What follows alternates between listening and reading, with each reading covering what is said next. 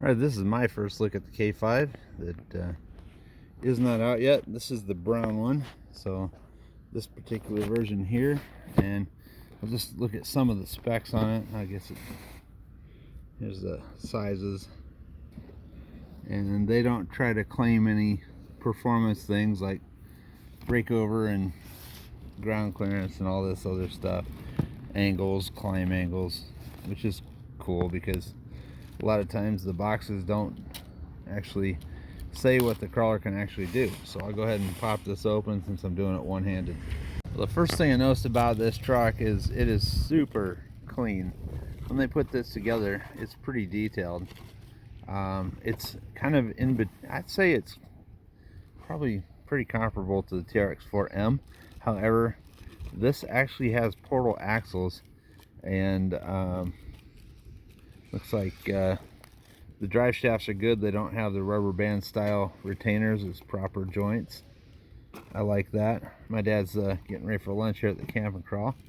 But the first, I think 3,000, Corey might be wrong on that number, but we think about 3,000, the first 3,000 of these that are ordered will come with some extra parts that the rest of them won't have, like this bumper. And it's an aftermarket in case you want to change it. I don't know why you would, because it's just super scale looking and very pretty. And the detail on this thing is great. But it also has a roof rack, and this is a, excuse me, had a cough off camera there. This is a roll cage. This apparently pops off if you want to take it off this cover here. And just from looking at it, it does have equal length front and rear control arms, so you know that's something. I don't think it hurts anything, but it's very centered, and window protector cover on it. I'll see if I can't pop this body off real quick just to have a look underneath. I love the fact that that's a 130 size motor instead of a 380. Otherwise it'd be throwing the center of gravity away. And it does have a clip style retention system there that locks it on. So it's got a plastic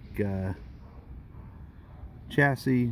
Everything is plastic in there. It looks like, I don't know what the gears are inside the transmission, but this is a truck that's going to be raffled off later today, so I'm not going to really dig into it.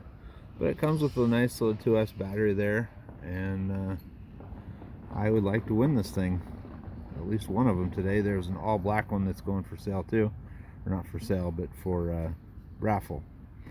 And if I'm not mistaken, that looks like a 5mm nut on the end of that wheel, similar to the Enduro 24 and I can't remember the name of it. Anyway, looks like a cool rig. And this, if I bought this one, I would not buy it to modify it. I would just keep it scale and I don't know, drive it in stock events, things like that.